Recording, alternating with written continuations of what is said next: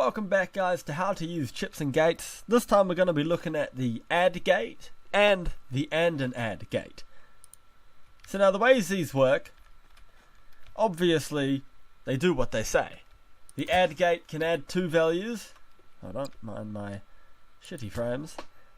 The add gate can obviously add two or more values, I should say. So in this case here we got 100 and 100. We'll hook those up and we'll hook the screen up to it. So if we press 1, should say 100. Next one, 200. It'll add any value that you put into it. Ooh.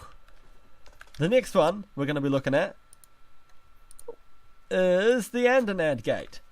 This one here is quite cool. I really like this gate. It's good for using in a lot of creation. It only has two inputs, A and B. So we'll go this one here and also this button here.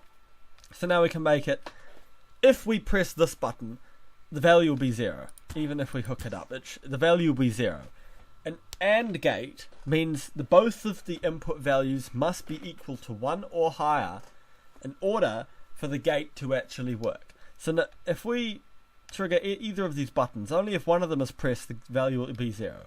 If both buttons are pressed, it'll add those two values together to equal, obviously add them together. So now this is useful when you're making a bomb or something and you want to carry over a value. Let's just say in this instance maybe 190.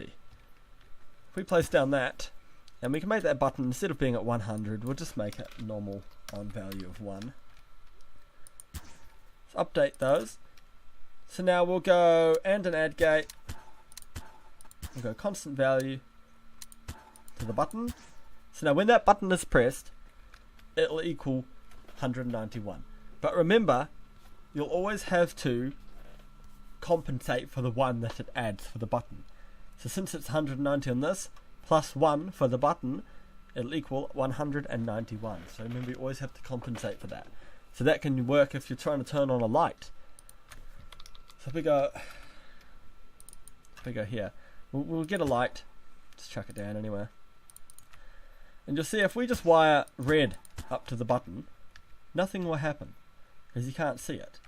So this is where the and add gate will come in, because then you'll want to use, we'll set the constant value 254.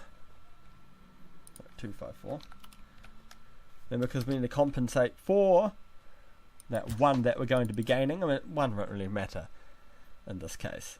So now we just wire red up to the gate output, switch it on, and we can see it.